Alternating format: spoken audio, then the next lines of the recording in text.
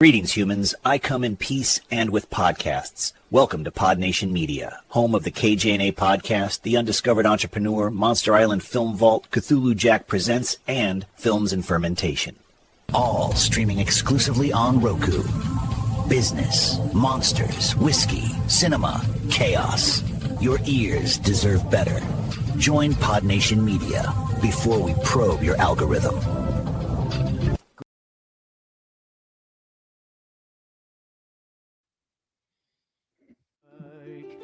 Ten good friends where films and drink unite, where laughter rings and spirits take their flight. With Leo, Kevman, and bold Mike and cheer, we toast the screen and all who gather here.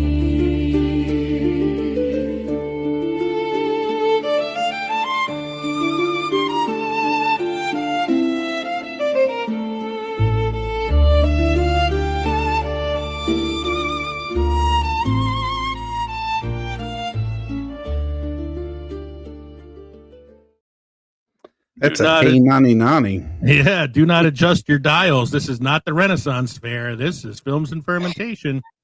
Doing a special episode tonight in honor of the 462nd birthday of William Shakespeare, which happens on April 23rd, which is the date of this recording.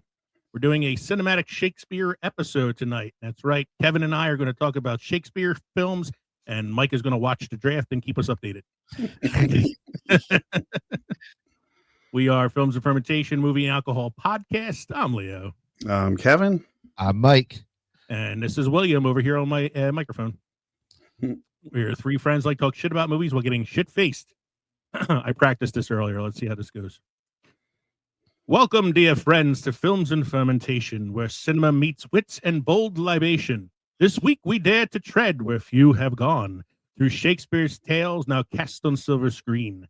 From star-crossed lovers doomed by hasty hearts to kings undone by whispers in the dark, we ask, doth Hollywood do justice fair, or twist the bard for box office delight? Fear not, for we shall mock and praise alike. With jest and ale we romp with classics alight. Breathe deep the gathering gloom. Two households, both alike in victory. So I was practicing it, and I'm reading it, and I'm like trying to do my best British accent. But it's British accent by way of South Philly. Welcome, dear friends. To be and not to be. Or not to be. I mean, it's up to you. I don't care. I don't care. What are you doing? How's your mother? Wait, what? To wit or not to wit? That is the question. Hey, forget about it. To forget about it or not to forget about it. Don't forget to drop us an email, filmsandfermentation@gmail.com. Yes, Mike. You could make fun of my Italian heritage again. Or visit linktree.com/filmsandfermentation to find all of our social media and podcast links. You can watch us on the Podnation Media Network on Roku, on YouTube, or on Rumble, or listen to us on all the podcast platforms. We are an independent podcast, which means we are listener supported. So please consider joining our Patreon for as little as $1 a month to receive members only content. Yes, good gentles, prithee spare but the $1 coin that our humble revels of wit and wine may endure. Bestow thy modest patronage, and thou shalt earn our eternal thanks, and perchance fewer jokes forged in utter poverty. I didn't practice that one. You could also buy our merchandise at teespring.com or text us at 904-867-4466. And shameless plug, thank you to everybody who's been following Leo Runs from Cryptids on TikTok and YouTube. Please check that out as well and follow me. And let's talk about our drinks tonight. So Kevin's the only one drinking something different, so I think Kev should go first, and then Mike and I can make him jealous. Okay. I looked up a cocktail, and then I looked at the ingredients, and there's so many cordials that I don't have, like rose water. I don't keep that readily stocked. But even I don't keep I have a bar. But I was able to find this. It is called the Taming of the Screwdriver. And it's essentially vodka and orange juice. It's okay. It works. Mm-hmm. At least he didn't go with the Charles Dickens drink by accident. So, as I said in pre-show, Mike and I went to Langhorne Brewery this weekend, and we did a flight. Got some pretty good food while we were there, and both of us ended up liking the same drink and coming home with a crowler of it. So, Mike, why don't you tell us what it is? It is their beer bread. Was it a Banana. banana bread? Was it a Pilsner or It was like a lager. lager? Was it lager? Yeah, it was a banana bread lager. Let me double check that. Is it the mellow yellow banana bread beer No. It didn't have a name. I think it was just called banana bread. or banana bread blonde? Banana bread. That's it. The banana bread blondie. I had not had that one. No, it's a Belgian blonde. Yes. It is very good. Yeah, it's kind of like this citrusy taste of like Blue Moon, but with a banana flavor to it. Nice. Yeah, Yes, and I think I would enjoy that. Yeah, I don't typically do the banana ones. Like I know you love the Golden Monkey Victory, Right. and I'm not a big fan of that. But so I drank it. Mike and I both got it, and we were like, "Wow, it's amazing!" And then we did our other 3 beers, and we were like, "These are good," but I think the banana has like ruined our taste for the other beers. Should we save that one for last? And it was probably the strongest beer they had on the board too. Yeah, I think it was like 6 or 7 ABV, something like that. And so they only sold it in crowlers. So Mike and I both said, fuck it. We came over with Langhorne Brewery crowlers. I was tempted to drink it out of the bottle tonight, but I was like, I could get a little messy. All right, so let's move on to a song. I didn't have time to make a Shakespeare song for all of our segments, so we're just going to use This week in film history with Mike.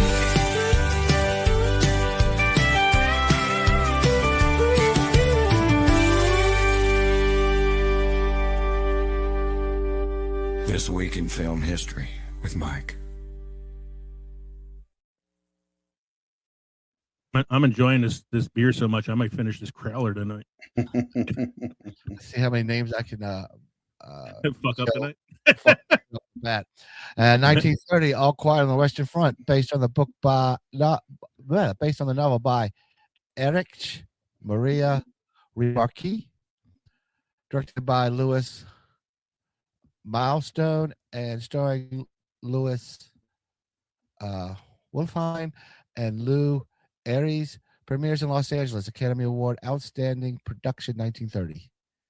Not bad. All those German names are pretty good. Yeah.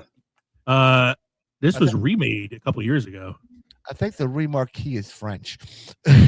Yeah, it's Eric Maria Remarque. Okay, or something like that. Yeah, Louis Milestone, Louis Volheim, and Lou Ayres. And this was remade a few years ago. The remake was nominated for Best Picture, but did not win. Whereas the original won Best Picture. Original one, I feel like there was one before this one too. That was like a silent film because it tells the story of a battle during World War I. So I feel like there was one that was made like not too long after World War I. I don't know. I could be mistaking it for the novel, which came out after World War I, obviously. Yeah. Next one, sir. 1931, U.S. gangster film The Public Enemy, starring James Cagney and Jean Harlow, premieres. I've never seen this. Really? And I know it's like one of James Cagney's most famous films because, like, I've seen Yankee Doodle Dandy and I've seen White Heat, which are his other two like most famous films. But I've never seen Public Enemy. I gotta watch it because I feel like as a gangster film, I'd probably enjoy it. Does he portray, and we may not know the answer if we haven't seen it, but does he portray John Dillinger like the Public Enemy movie that like starred? I don't think so. I don't think so because I think Dillinger was robbing banks around the time this movie was made, so it probably wouldn't have coincided with this story. Okay. Yeah, that's a good question though, because the one with that was called it was Public Enemies. Public Enemy. Was it Public Enemy or Public Enemies? Because it was him and his gang, the Dillinger gang. I don't know. I definitely want to check this out though, because I like James Cagney. All right, next one, sir. 1946, Walt Disney's animated film anthology Make My Music premieres in New York City. Okay, never seen this. All right. Funny, I brought up Steamboat Willie in class the other day because one of my kids was asking me about it because it came up in a thing he was reading, and I was like, "Oh, it's the original like Walt Disney cartoon," and I like showed it in class. Mm-hmm. They were like kind of fascinated by it. First, they all recognized the whistle with sound synchronization. Yeah, they all recognized that little whistle because they kind of like play it on the Disney Channel all the time. Oh, it became the intro to many of the movies now. You know, they. Mm-hmm. You need help with the Japanese names on this one, Mike? We'll see. 1954, Seven Samurai, Japanese film directed by Akira Kurosawa. Sawa. Mm-hmm. Yeah. Excellent. Starring Toshihiro Mifune. Oh, wow, man, he did really good. I'm proud of you. Released. Excellent. Akira Kurosawa and Toshihiro Mifune. Yeah. So this is the film that the Magnificent Seven is based on. Right. Yep. I love Akira Kurosawa films. I've seen a number of them, and I'll talk about him later because he is one of the most prolific adapters of Shakespeare as well. Cool. Next one, sir. 1977 film, Annie Hall, written and directed by Woody Allen, starring Allen alongside Diane Keaton, is released. Wins Academy Award Best Picture 1978. As well as Best Director and Screenplay for Woody Allen and Best Actress Diane Keaton. And it beat out another film that year that we all love. Star Wars? Star Wars. It was nominated for Best Picture. Next one, sir. In 1989, world premiere of sports fantasy film Field of Dreams in, oh my lord, Dubuque, Dubuque, Iowa, yeah. based on W.P. Kinsella's novel Shoeless Joe, and starring Kevin Costner, James Earl Jones, Ray Liotta, and Burt Lancaster. This is one I need to watch when baseball season starts. There's like 5 I need to watch, and this is one of the 5. I watched this. I watched Major League. I watched this, Major League, The Natural, League of Their Own, and I think I usually just watch those. I should watch 8 Men Out. I haven't watched that one in a while. I watch League of Their Own. Oh, well, I mentioned League of Their Own. Yeah. So yeah, I love Field of Dreams so much. We gotta make sure we also include recent Oscar winner Amy Madigan in that film as well. She won the Oscar for Weapons this year. Here's one of our twin films. 1997 disaster film Volcano, directed by Mick Jackson and starring Tommy Lee Jones and Anne Heche, is released in the U.S. Not to be confused with the Pierce Brosnan classic Dante's Peak. Dante's Peak also came out that year. Another volcano movie. That had what's her name? Sarah Connor. Oh yeah, as I can't think of her name. I keep saying Sarah. I keep thinking Sarah Connor. Sarah Connor. It'll come to me. Oh, I might as well throw my little Chuck Norris fact in here, since this is a twin film for that year. That same year, 1997, Chuck Norris made his last cinematic release. He never did another movie after this. He was doing Walker, Texas Ranger for a while after this. His last movie was a movie called Top Dog, and it was a action comedy where he plays a detective paired up with a dog. Oh, so it's a twin movie of Turner and Hooch. It's Turner and Hooch, K-9, all those films, but 6 years after those movies came out. The reason I bring it up though is because I was reading about it earlier, and I was reading the plot, and I was like, I gotta watch this shit. It sounds horrible, but it's so fucked up. He's a down on his luck cop paired up with a dog who has super intelligence for some reason, and they have to foil a terrorist plot in L.A. And the terrorist turns out to be a conglomerate of the Ku Klux Klan, the Aryan Nation, and the Church of something or another, which is one of the other like white supremacist groups. And like that's the terrorist group he's got to defeat, is this conglomerate of white supremacist groups, like a fucking Voltron of racists. This is the Shaggy D Yeah, I was like, I'm gonna watch that shit too. Chuck Norris. Yeah. All right, back to more important things, Mike. In 2010, Iron Man 2, directed by Jon Favreau, starring Robert Downey Jr. and Gwyneth Paltrow, premieres in Los Angeles. Pardon the interruption. Linda Hamilton. Yes, Linda Hamilton. You're right. It was Sarah Connor. Yeah. It just popped in my head. I don't know why. Iron Man 2. We talked about this last week because we did the trilogy bracket. Our least favorite Iron Man. Yeah, all three of us agreed Iron Man 2 is probably the weakest in the franchise. Mm-hmm. And that one wasn't directed. That wasn't directed by Favreau, was it? So Iron Man 3 was Shane Black. Yeah. Okay. The guy that did Predator and all those movies. I love, this is my favorite of the Marvel films, the next one here.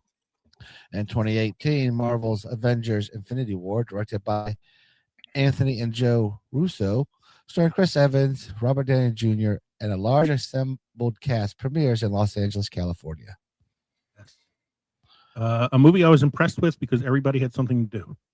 Mm-hmm. You know, and it wasn't like just an ensemble cast for the sake of ensemble. There was a story that everybody was telling. Yep. And last one. In 2019, Marvel films Avengers Endgame, directed by Anthony and Joe Russo, starring Robert Downey Jr., Chris Evans, and an ensemble cast, premieres in Los Angeles, California. Yep. That one happened. You didn't like Endgame? I liked Endgame, but I liked Infinity War more. For me, it was like, you know, liking Empire Strikes Back more than like, you know, Return of the Jedi. Okay. Should have gone for the head. Yeah, I'm gonna do my my film news thing early because I don't really have anything. Actually, I would have commented on what he just said. No, he shouldn't have gone for the head. He should have went for the arm and cut off the goddamn head, the glove. Arm. Yeah. No, what they should have did was knock Quill out so he didn't fucking ruin it when they almost had the glove pulled off his hand. No, what they should have done was send Ant-Man up his ass. Send Ant-Man up his ass and tell him to get big. Early reports on Avengers Secret War. Is it Secret War? No, Doomsday, the first one that's coming out. Early reports on Doomsday is that it is amazing. Well done. Everybody has something to do again, and it's got as high an audience review so far as Infinity War. Wow. So I'm pretty hyped. Yeah, considering some of the hits and misses they've had recently, that'll be great. All right. Yeah. All right, on to some beer news tonight.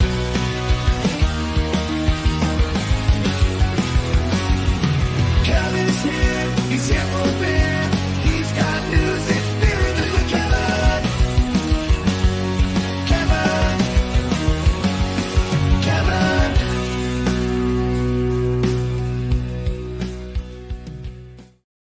All right, I'm going to do my best quiet impression of the Mad Hatter. Really? Because I thought you were going to read it like when you first copied and pasted onto the page where it was like 80 font letters. And I thought you were going to go with, when is a glass of beer like a cup of tea? I was doing it from my phone, and I could not find the paste formatting. So I appreciate the fact you got your homework done early. Don't worry about it. When is a glass of beer like a cup of tea? That was actually pretty good. Thank you. Damn good. Thank you. I appreciate that. Oh, I love it. Spilling the tea just got a little bit more boozy. Miller Lite has partnered with gymnast and actor Livy. Is it Dune or Dooning? Dune? Livy Dunn. On a new campaign prompting D-U-N-N-A? Yes. Done. Done. Okay. Done. Livy Dunn. To log off, show up, and say yes to making real life connections. Dunn stars in the brand's new Legendary Moments with Livy series on social videos. The collab kicks off the launch of a limited edition Miller Tea Time set, which the brand says designed to elevate one of the most sacred social events, the debrief. Inspired by the popular cultural trope of spilling the tea, the set contains a custom-designed tea kettle with colorful Miller Lite logos with built-in beer puncturing mechanism. Customers can insert a 12-ounce can into the kettle itself to dispense the beer via the pour stout. The set is completed with 4 matching branded teacups and silver saucers. In one video, Dune describes the tea kettles while announcing to viewers that the debrief is in season and teasing some upcoming tea. A limited number of Miller Tea Time sets are available online for $75 while supplies last. That's Libby done. Oh, wow. Okay. Dunn will make personal appearances throughout the summer at major cultural moments and festivals, highlighted by the brand's new experimental space, the Social Light Club, which debuts at the New Orleans Jazz Festival in April. The club is described as an immersive dual-level experience with a lively bar, second-floor hangout, and signature conversation pet. Okay. That's it for that article. Is it just me, or does it seem like beers or beer companies, breweries, are trying to find just gadgets? You know, what was it? Pabst Blue Ribbon had a fireplace for the holidays, right? What was the one that had like the 86 case of beer or something like that? It was like, Yeah. One of them had the shared beer fridge between the fence, you know? I think it was Pabst that also had the kaiju beers with the Godzilla on the can that Nate was drinking the night he was on our show. Yeah. Yeah. Gimmick beers. Gimmick beers. Anyway, so by all means, go order your Miller tea set if you'd like. This one I liked because I really like the Foo Fighters. Foo Fighter frontman Dave Grohl thanks whiskey and beer for his long-lasting vocals. Foo Fighter frontman and Nirvana alum David Grohl has been performing for a long time, and his voice is still going strong. This apparently is owed to nothing more than a go-to pre-show routine, which includes whiskey and beer, an approach he claims has kept his vocals in top shape for decades. Speaking on the Dish podcast, Grohl detailed a ritual that begins with an hour before hitting stage. The routine starts simply, a beer, then another. Along the way, Grohl adds a shot of whiskey, sometimes multiple, often shared with bandmates in what he calls the band prayer. He also mentions occasionally taking Advil to manage aches before performing. Probably not the best combo. Yeah, I know. Despite how it sounds, Grohl said that the habit came into focus after a medical check on his vocal cords roughly 8 years ago.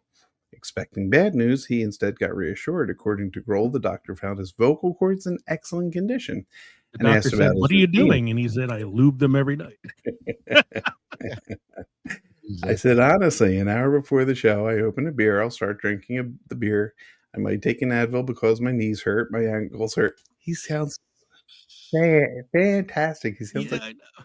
Sounds like us. My ankles hurt, whatever. I'm old. Then I take a shot of whiskey, and then once the beer is done, I'll open another beer. The girl's doctor didn't appear to see any red flags, according to... I knew there was a reason I looked up to Dave Grohl.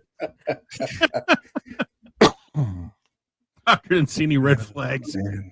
Just minor alcoholism and an Advil dependency. Doctor, yeah.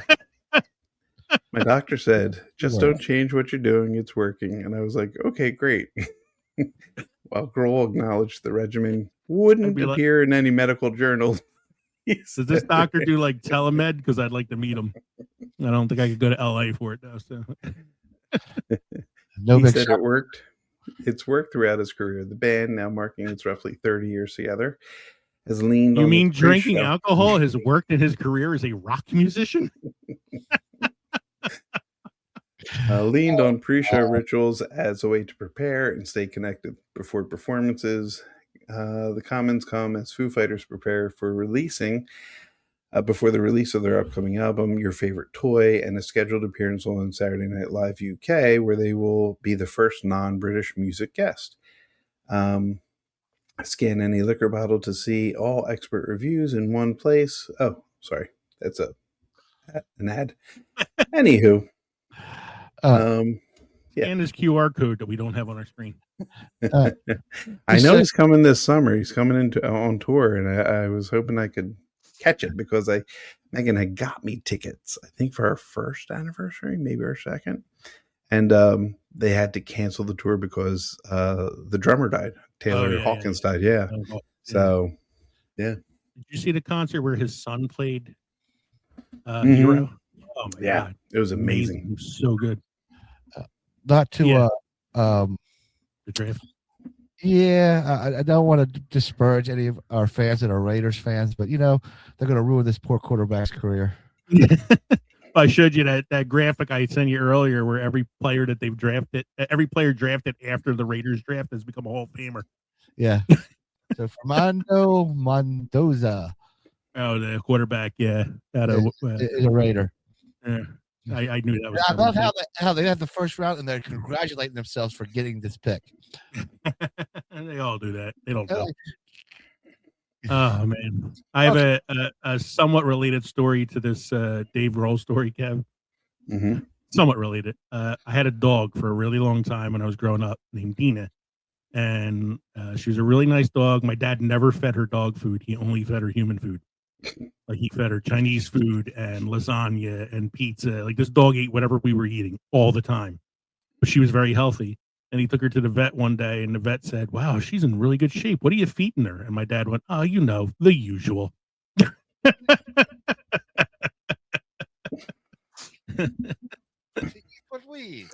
Like there's some small part of me that remembers that Simpsons episode where Mr. Burns goes to the doctor and he has everything, but they can't make it through his system because they're all trying to get through at once. So they're blocking the area that we kill them.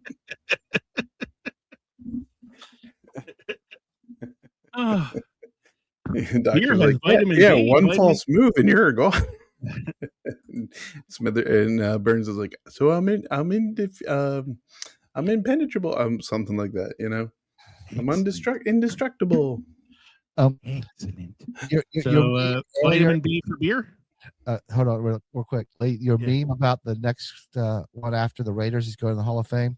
Yeah. Doubt it. It's going to be a Jets player. Maybe this will be the one. Gets traded to another place and gets a Hall of Fame. Yeah, probably. Yeah, like the guy that won the Super Bowl this year, Sam Darnold. He played for the Jets. Is the vitamin B for beer? Yes. Which beers have the most vitamin B? A must for heart health, immunity, and good mood. Belch it from the rooftop. Scientists in Germany recently published findings from a study that fraternity houses have been informally conducting for generations. They purchased 65 different beers from local supermarkets and tested them for health benefits, in particular for their vitamin B content. As more people shun alcohol for its negative health effects, not helped by recent assessments that show even a small amount can increase a person's risk of cancer and illness, the researchers wanted to understand what potential health benefits beer had, and if those properties translate into non-alcoholic formula. Then they analyzed the nutrient makeup of beers brewed from a variety of sources, including barley, rice, and wheat, and found that in alcoholic and non-alcoholic forms, beer made with a technique called suppressed fermentation were full of probiotics, prebiotics, polyphenols, carbohydrates, and one essential vitamin that's hard to find in natural sources, B6. And the source material that the beers were brewed from made a difference in the overall B6 availability of each one. Ingredients typically found in beer, especially barley, wheat, and brewer's yeast, are commonly known to be good sources of vitamin B6, but researchers weren't sure if those nutrients were somehow affected by the process of removing the alcohol to create non-alcoholic beer. To see how alcohol-free beer nutrients profile compared to alcoholic beers, the researchers got to testing. Bock beer, or beer brewed from barley, showed to have the highest levels of the vitamins. Next up were lagers, then dark lagers, then wheat beer, and finally rice beers, which had the lowest content. There was no significant difference in the vitamin B6 content of non-alcoholic beers compared to alcoholic beers. Good news. I have this much B6 in my system tonight. Well, I want to go probably probiotic about the beers because if you ever had beer shits, non-alcoholic beers had their alcohol removed after the fermentation had higher B6 levels than non-alcoholic beers that contained yeast that produced less alcohol. One non-alcoholic lager provided nearly 59% of the U.S. recommended dietary allowance of vitamin B6 compared to 20% by the average lager in the study. This is good news for anyone who's low on B6, a deficiency that may increase the risk of cardiovascular disease, depression, diabetes, general inflammation, and some cancers. And is potentially good news for consumers of the more than 6 billion gallons of beer guzzled in the United States annually per the National Institute of Alcohol Abuse and Alcoholism.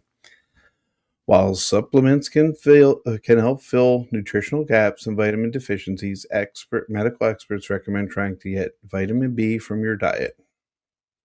The National Institute of Health recommends fish, beef liver, and other organ meats, potatoes, and starchy vegetables and fruits that are not from the citrus family. Ba-dum-bum. That's it. You get that? Yeah. Everybody got that? Mike, you need must try craft brew tonight? I do. Brewed by the Bavarian State Brewery, Weinheisensteffen is in Munich. This 5.1 ABV Pilsner comes from what is widely regarded as the world's oldest brewery, with monastic brewing. Monastic, thank you very much. Brewing roots dating back to 1040 and likely earlier. The brewery originated from Benedictine monastery, founded in 724, where monks brewed beer to support their community. Over time, the site survived several destructions, was later secularized, and is now owned by Bavarian State. Today, it is also houses a renowned brewing institute affiliated with the Technical University of Munich, known for global brewing education and research. Although Weinheisensteffen is famous for wheat beers, its Pilsner stands out as top example of the style, brewed with German pale malt and hops from the Hallertau region. It delivers a crisp, refreshing profile with malty, slightly biscuity aroma, brightly lemony citrus notes, spicy herbal hop character, a balance of finishing blending malt richness with clean bitterness. Overall, is a classic German Pilsner, clean, flavorful, and exceptional, well balanced. Insert intelligent, pithy, sarcastic comment about the history of beer because it comes from 724. I drank a lot of vitamin B so far. Insert your own joke. We're going to take a quick break, and we'll be back with our main segment. So you can get rid of that. Back from our quick little break with our main segment tonight. We are celebrating the Bard's birthday. Shakespeare, born April 23rd. He actually was born on April 23rd and died on April 23rd. So this is his death day as well. So we're going to talk tonight about some of his best and worst adaptations. This is based on movie lists on Rotten Tomatoes. So I have Shakespeare films that are modern inspired updates. So like not straight adaptations of his plays, but I also have the best and worst of his traditional adapted plays. And then after that, we're going to play a little game called Is It Shakespeare? I have a bunch of movie plots that I wrote. Some are Shakespeare plays, some are actual movies. Can you guess which one's the movie and which one's the Shakespeare play? Maybe. We'll see. So let's look at our best and worst adaptations. Top 5 Shakespeare film updates, modern and inspired. So these are films based on Shakespeare plays, not quite Shakespeare. The first is probably one of the most famous of all, Romeo and Juliet inspired musical, West Side Story. which was first a novel and then a play and then a movie in 1961. And that's the one we're talking about here, not the Spielberg one, which I actually thought was pretty good, but is not. I thought he did a good job. Yeah, I thought as far as like modernizing it a little bit, I thought they did a good job, but still not as highly rated as the 1961 Natalie Wood, Rita Moreno. This is not David Jones. It's I can't think of the actor's name.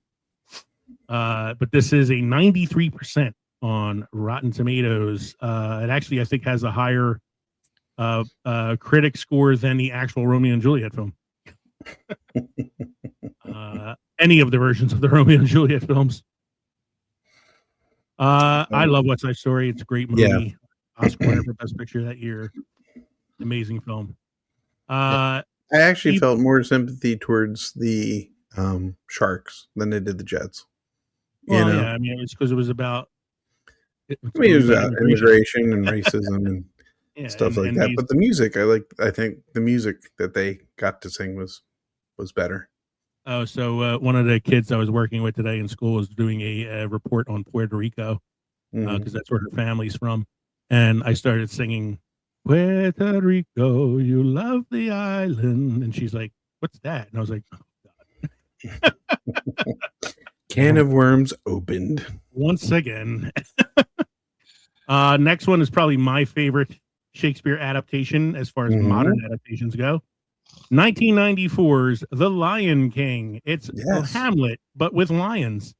With lions and childhood trauma. But you have the uncle that takes over the throne, gets together with the mother, you know. Father is killed by the uncle. The father's ghost visits the son. The son has a to be or not to be speech, but it's called Hakuna Matata. He's got the two friends, Timon and Pumbaa, who are like Rosencrantz and Guildenstern. Got the advisor character, the monkey, who's like his Horatio. You got what's the bird's name? Zazu. He's like Polonius to the king. It's Shakespeare. It's Hamlet, but it's the best version of Hamlet, I believe, and not the live adaptation. The live action adaptation. This is the original animated one.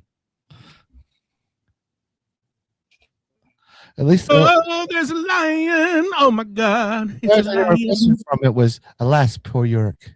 I knew who was Horatio. It would have been really weird if he picked up like a lion skull. He does, but it's not. It's the lion skull. You broke up a little there, Kev. I don't know what you're saying. It's the lion skull star in this.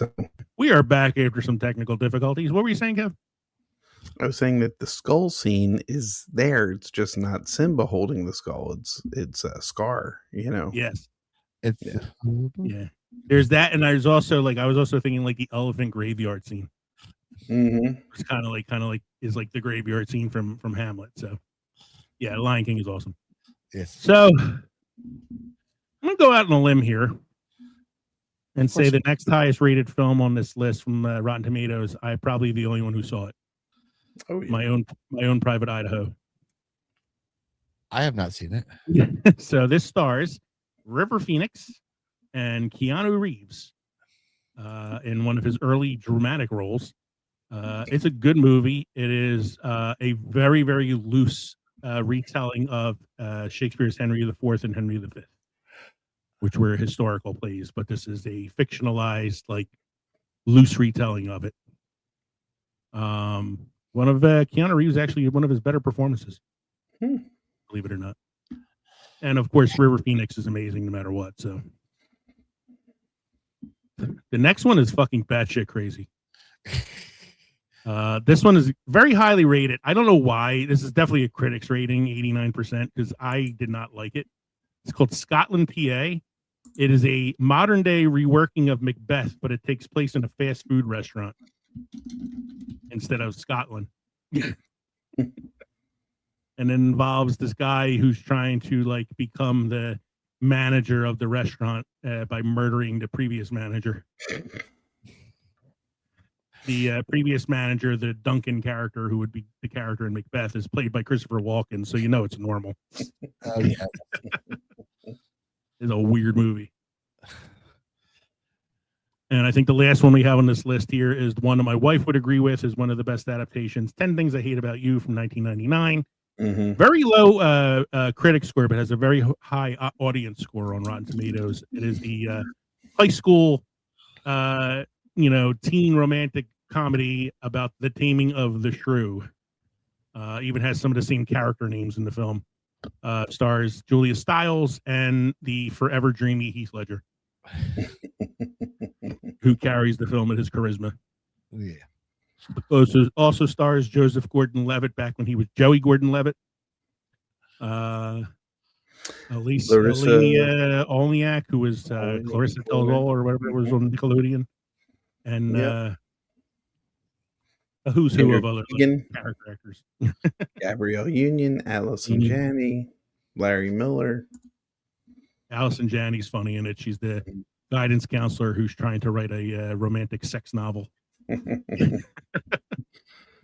All right, these are the bottom 5 Shakespeare adaptations according to Rotten Tomatoes.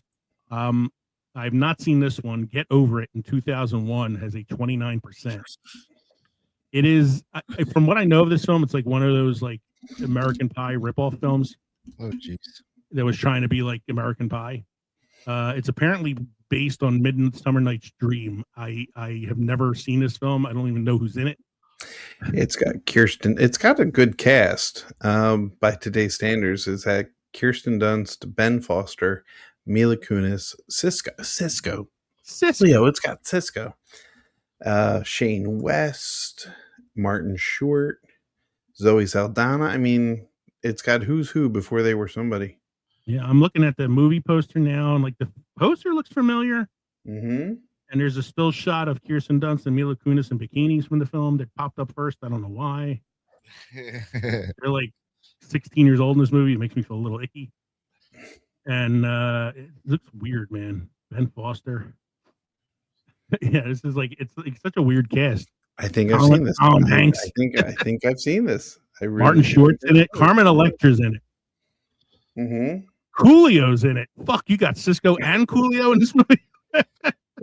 No wonder I can't see why it didn't make it big. Vitamin C. It might have did well at the box office for all I know. I think this might have had that graduation song that Vitamin C sings that everybody. Oh my god, that fucking song that played all the time everywhere.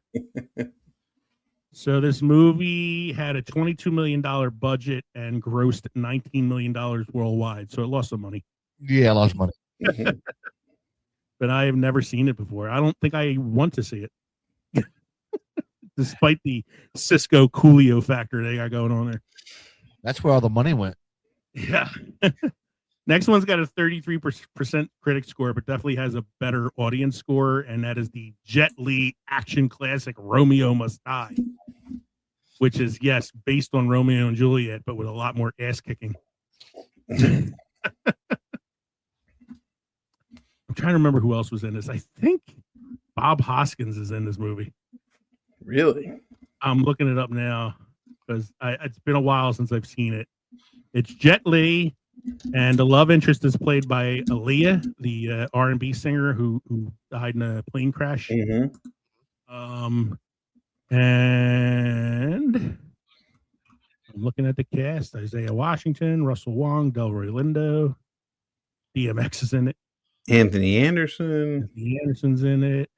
I must be thinking of a different movie because I could have sworn what's his face was in it, but I must be wrong. But yeah, Jet Li is Romeo, and Romeo Must Die. Okay. He's a avenging cop seeking out his brother's killer, falling for the daughter of a businessman who was involved in a money deal with his father. It doesn't sound a lot like the plot of Romeo and Juliet. It's not really. It's kind of. It's why it's loosely based on Romeo and Juliet. Like Romeo, instead of like dying at the end, just basically beats the shit out of everybody. Next one is Romeo and Juliet. Nomeo, oh Nomeo, wherefore art thou, Nomeo? There's a whole series of these fucking gnome movies because there's Romeo and Juliet, there's Sherlock Gnomes. Yes. There's like a bunch of them. I think there's even a Romeo and Juliet 2. I was like, how's there a 2? They should have fucking been broken to pieces at the end of the first one. They're garden gnomes. The Giants took an edge rusher. Okay. Thanks. That's Mike giving us our NFL draft updates. Shakespeare and football, my two favorite things. Hey, I'm at least keeping you up with the NFC East. If nothing Yeah, else. I hear you. Thank you. I'll turn it on after we're done. 2001. Oh. That's my South Philly accent coming out again. The movie's called Oh, but it's me going, oh, it's based on Othello. Oh, this one stars Julia Stiles as well. But this one is more of a drama. Hold on. So, yeah, you just type in "oh," a bunch of things pop up because I think you're trying to complete a word. Oh, so it stars Julia Stiles, and I want to say Omar Epps. Yeah, it's hard to find. It doesn't like come up right away on IMDb. No. Let's see. Oh, yeah. Here we go. I want the O movie. O. Got it. Because it is not coming up easy on here. Jesus. No, Mekhi Phifer. Mekhi Phifer. That's right. Yeah. Josh Hartnett, Martin Sheen, Hartnett. Andrew Keegan again, and another one. Took a break between Julia Stiles and Andrew Keegan in 2 Shakespeare adaptations. One is a really fun comedy, and the other one is a boring as shit drama. Oh, and one of River Phoenix's sisters, Rain Phoenix. Rain Phoenix. What was Joaquin's real name? Oh, it was Leaf. Leaf. I know it was another That's like a nature space word. camp name. Warm Bodies 2013, 81% critic score, but a very low audience score. Critics liked it. Normal people hated it. It's Shakespeare's Romeo and Juliet, but with zombies. Kevin and I were talking about this during the break, Mike, when you popped off for a minute. It's Juliet's father's played by John Malkovich, so you know it's a normal role. How did you kill the zombies at the end? So it's the zombie. Romeo is a zombie. His name is Arr. Okay. And he sees this girl, Juliet, basically, and he becomes enamored with her, and his love for her is what brings him back to life. His like heart grows 3 sizes that day. It seems like it's a reverse, right? Because at the end of the one, they all die, and then at the end of this one, he comes back to life. Mm-hmm. That's why Nicholas Holt. Talk about Nicholas Holt plays the Romeo character. Mm-hmm. The Leo DiCaprio version of Romeo and Juliet. Then, so that didn't make the top 5. I believe it's in the top 10, but I was trying to keep my list short tonight. So you guys always complain. So now that also counts as a straight adaptation. Yes, it does. And not a so like if we're talking straight adaptations, that's what I have next. These are traditional adaptations. The top 5 on Rotten Tomatoes for traditional Shakespeare adaptations. 3 of the top 5 are Kenneth Branagh films, which I think is pretty amazing. So all the ones you watched in school? All the ones that I've watched personally because I love the Kenneth Branagh Shakespeare films. So we got Henry V from 1989, which is amazing. It's like the movie that inspired Braveheart, basically. It was a Oscar nom for Best Picture, Actor, and Director for Kenneth Branagh. It's one of his earliest Shakespeare adaptations that he did. An amazing movie. Then there's Hamlet from 1996, which is also Kenneth Branagh.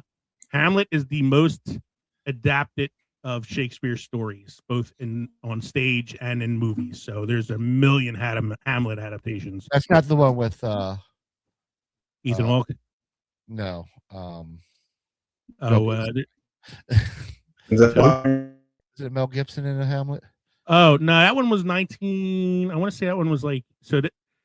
Branagh's Hamlet was 96. I think the one with Mel Gibson was like 1990 or 91. Okay. It was like right before he did Braveheart. I actually like the Mel Gibson one. It's pretty good. There's the Olivier one from the 30s, which is very like stuffy Men in Tights version. Tights. There's one with Ethan Hawke that takes place in modern day New York. There's one with David Tennant, which is a really good one. David Tennant, of course, is amazing. There's not one with Denzel Washington? Denzel Washington did Macbeth. Macbeth, okay. And that's actually pretty good. That's a Coen Brothers film. It was actually a pretty good adaptation. But I love the Hamlet one. I saw the Kenneth Branagh Hamlet one in the theater. It's a 4-hour movie because it's an uncut adaptation of the play. There's nothing deleted from it. Wow. So it was 2 hours plus a 20-minute intermission plus the next 2 hours. It was a marathon watch. But I love Hamlet. I did Hamlet in college. It's just something that I always enjoyed. And then 1993 is Much Ado About Nothing, which is also the Kenneth Branagh version. There's actually 2 film versions of this. There's one that Kenneth Branagh did and one that Joss Whedon did in the mid 2000s with Nathan Fillion and a bunch of the other actors from like Firefly. Yeah, it was filmed in black and white. It was like a house party or something, a dinner party. It was actually filmed at Joss Whedon's house. It was filmed. He was doing the Avengers at the time, and they had a break in filming. And his wife, as a birthday present, allowed him to use their house to film Much Ado About Nothing, which was something he'd always wanted to do. So it's actually filmed in his house. It's not bad. It's an okay adaptation. Romeo and Juliet, 1968. This is the one he gets shown in school all the time. This is the Zeffirelli one. The actress who played Juliet actually just passed away last year. Olivia Hussey, yeah. I'm not a big fan of the Baz Luhrmann one with DiCaprio. I know it's a very popular version. It's the one that like all my students loved when I would show them that one in class. I don't like Romeo and Juliet much in general, so right.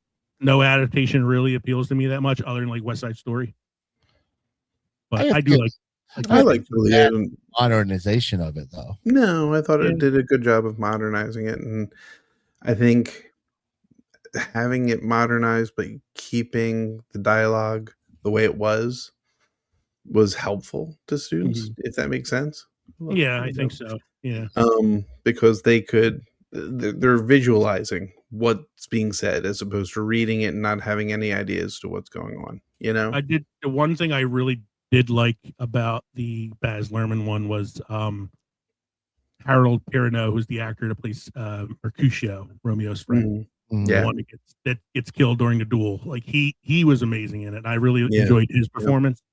But overall, I mean, it was okay. I've kind of gotten used to it over the years because I had to watch it a lot for school. Had a good soundtrack. It did. It did have a good soundtrack. Love me, say that you love me. 2015's Macbeth. This is the one with Denzel Washington. Oh, okay. It is a beautiful looking film. It's filmed in black and white.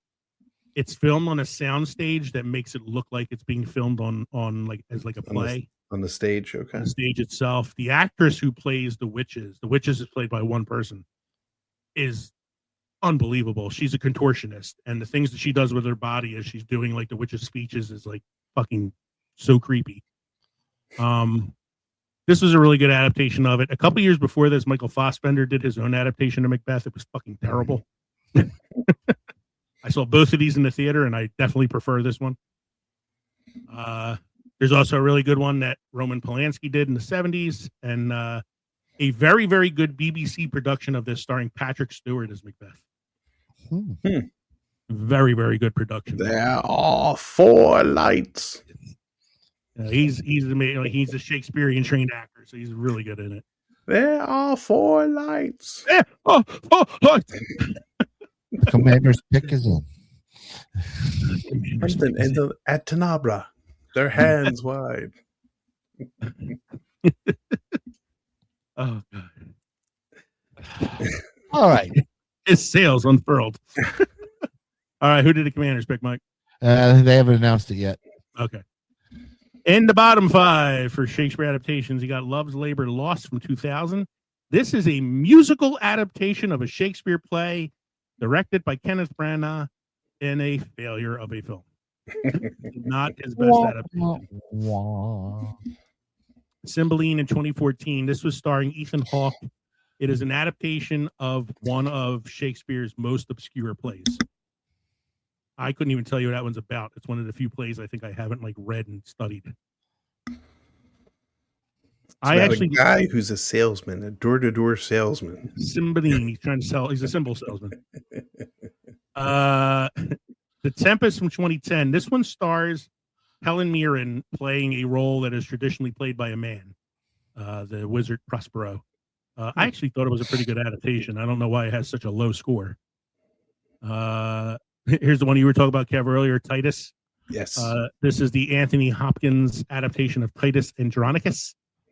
It's a weird adaptation of it. It's a very brutal play, very violent play. It's the play that Shakespeare wrote after the death of his son, so you can feel his anger in it. And this adaptation tried to stylize it in a way that was very like the Baz Luhrmann Romeo and Juliet. It was Julie Taymor who did the musical movie production of the producers. And you can kind of feel it. It's a little too colorful and stylized for a movie for a story that's supposed to be so brutal.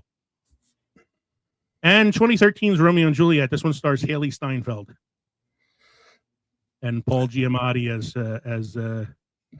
as Romeo. As one of the. That would be weird. So it's her. She's Juliet, obviously. I don't know who the actor is that plays Romeo. And the dads are played by Paul Giamatti, and the other father is played by Damian Lewis, who is in Homeland, the actor from Homeland. So it's very boring, very, very boring. It was like one of those things, kind of like jumping on the popularity of Haley Steinfeld at the time, but it was like not a very good adaptation. All right, there are so many adaptations. We can't talk about them all. I have some honorable mentions here. A 1978 BBC miniseries called Will Shakespeare. Not a very good series, very dry, very British. But it does star Tim Curry as William Shakespeare. And Tim Curry, of course, is fucking awesome. Shakespeare in Love from 1998, a film that notoriously beat Saving Private Ryan for Best Picture that year. I love this movie. I love it. The adaptation of Romeo and Juliet they do at the end of this is the best adaptation of Romeo and Juliet. But I still think Saving Private Ryan should have won the Best Picture. And then Hamnet, which came out last year with Jesse Buckley and Paul Mescal. Amazing movie. Yeah, it's a very, very good movie. Very sad. But really well acted. And Jesse Buckley won the Academy Award for Best Actress this year for this film. And any of a number of Akira Kurosawa adaptations. I love Akira Kurosawa, and his adaptations of Shakespeare are amazing. Ron, which is an adaptation of King Lear, and Throne of Blood, which is an adaptation of Macbeth, and probably my favorite Macbeth adaptation.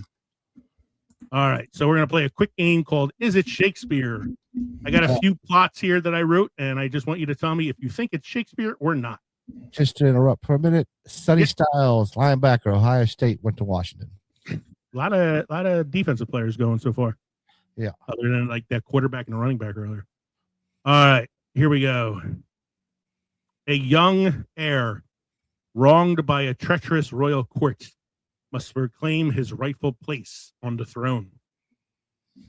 Shakespeare or regular movie? Shakespeare. Yeah. It's actually both. It's The Lion King and Hamlet. Here we go. A young maiden is drawn to an immortal suitor whose love brings them both passion and peril. Movie. This is Twilight. I was going to say Dracula, but yeah. You're close. I mean, I would have worked for that one too. Yeah. It's vampire. Yeah. A nobleman tempted by prophecy commits foul deeds in order to steal the crown. Shakespeare. Yes, that is Macbeth. A man dons an enchanted mask, unleashing a chaotic spirit of boundless mischief.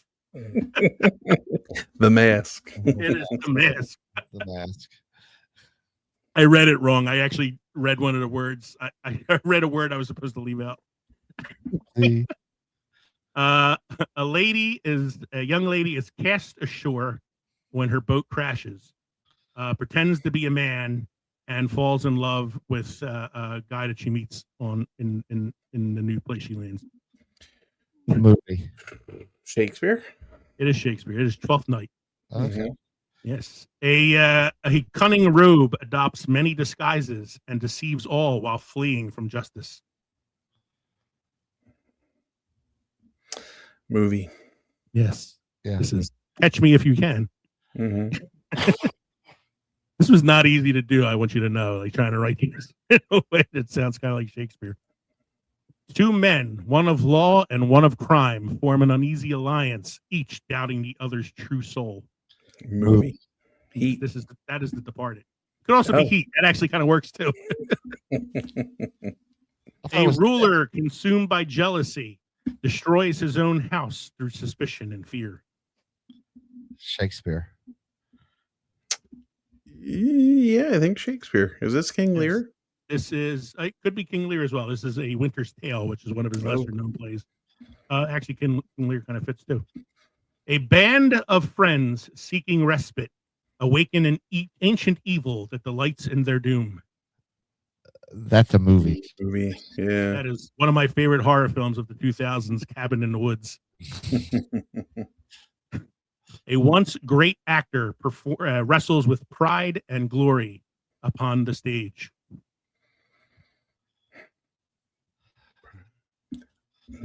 Movie. Yes, that is Michael Keaton's Birdman. Two more. Oh, I got three more for you. Here we go. I can't do this one. This one's way too easy. A grand park of wondrous beasts, born not of nature, but of man's ambition, descends into chaos.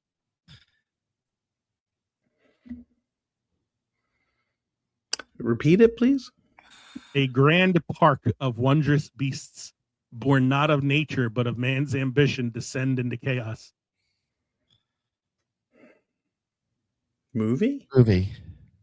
Yes, this is the one that you guys fucking pissed me off about last week by voting against Jurassic Park. A fellowship of thieves bound by greed turn upon each other when fortune falters. Movie. Reservoir Dogs. Reservoir Dogs. Very good, sir. A man cursed to relive a moment until he mends his ways. Groundhog Day? Groundhog Day. Very good. I didn't expect you guys to guess the movies too, but I'm proud of you. And the last one I got here. A master of the arcane arts conjures storms to test his foes and shape his daughter's fate.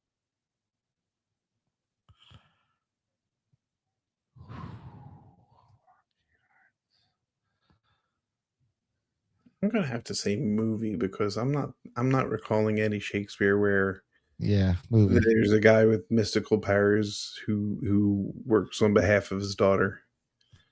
So this is the Shakespeare play The Tempest. I was wondering what's Tempest, which is about a sorcerer named Prospero who can conjure storms. That's why it's called The Tempest. Yeah. Speaking of conjuring, Mike, season 4 of Vox Machina is debuting soon. Yeah, I know. Hey, that is all I got for the night for this. Do you have any beer trivia, Mike? I do. During the Middle Ages, beer remained an important part of literary and religious life, particularly within monasteries. Monks, among the most skilled brewers of the time, record their brewing methods in religious texts. These writings went beyond technical instruction, emphasizing beer's spiritual role and its connection to hospitality and charity. In the Renaissance, the rise of humanism and artistic expression brought beer into more secular literature. William Shakespeare frequently used beer in tavern settings to reveal characters and social dynamics. And Henry IV, Part 1, for example, the tavern became a central stage for exploring friendship, loyalty, and conflict, with beer serving as a social bond that unites the characters. I was going to say the first part there wasn't surprising. Monks can't talk. Motherfuckers had to find something else to do. We have a cinema quote of the week. I think I used it before, but it works tonight. When you do Shakespeare, they think you must be intelligent because they think you understand what you're saying. Helen Mirren. Kind of upsets me considering she starred in that Tempest adaptation I was talking about earlier. Thought she knew what she was saying. I'm going to share. I have my own quote of the week here. I'm going to share real quick. This is a picture of Shakespeare's grave at the church in Stratford upon Avon where he's buried. And there is a epitaph over the gravesite that reads, "Good friend, for Jesus' sake forbear. to dig the dust and close it here. Blessed be the man who spares these bones, and cursed be the man or that spares these stones, and cursed be the man that moves my bones. So basically, leave my body where it is, or I'm gonna order you out of cursed. Like, Yeah, because I was going to say he seems like one person who should be in the Westminster Abbey. yeah, you would think, right? No, he's in Stratford. Yeah, Hmm. Westminster Abbey has Everybody else. I was gonna say, wasn't it like I can't think of the name of the scientist. There's like a Yeah, it's got the Galileo or something. Yeah, like there's so many Galileo, people, yeah. bunch of people buried there. You would think, yeah. Let's Sherlock revisit. Holmes is buried there. Sherlock Holmes is buried there. Yes, he is. Is it Sherlock Holmes that's buried there, or Arthur C. Doyle? Both, probably. You know, It's and Basil. Moriarty. It's Basil at Baker Street. Yes, Moriarty is buried there as well. How was your taming of the screwdriver? Taming of the screwdriver. It was good. I don't do vodka often, and I don't know why. But you do. Not bad. So when I do it with orange juice. But it's been a while since I had a screwdriver, so it was good. I think Mike and I both enjoyed our beers because we enjoyed them the first time we tried them. I drank a lot of that growler tonight, Mike. So you were talking about the beer shits earlier. Yeah. Yeah, might be in my future tonight. Get that vitamin B going. Get that vitamin B. A lot of B6 tonight. All right. Thank you, everybody, for joining us tonight for episode 235, Cinematic Shakespeare. We hope you enjoyed listening to this podcast as much as we enjoyed recording it for you. Happy birthday, Will. Don't forget to drop us an email, Films and Fermentation, gmail.com, or visit linktree.com/fermentation. Find all of our social media and podcast links. I started losing it there for a second. You can watch us on the Podnation Media Network on Roku, YouTube, and Rumble. Or text us at 904-867-4466 if you have any questions, comments. If you'd like to add your thoughts about tonight's episode, give us some drink suggestions or show suggestions, whatever you want, please send us your message. And don't forget to stop by the crossroads between Pickled and Fermented next time around. It's our Star Wars special because we're going to be recording the next episode very close to Star Wars Day, May 4th. So we're going to be doing another Sequel Wars, the Star Wars edition, where we're going to be talking about which is better, A New Hope or Empire Strikes Back. Not that I need an excuse to watch Star Wars, but I'm definitely going to be watching these two movies in preparation for that episode. Absolutely. In the meantime, I'm Leo. I'm Kevin. I'm Mike. This has been the Films and Fermentation Podcast. Cheers, everybody. Cheers. Cheers.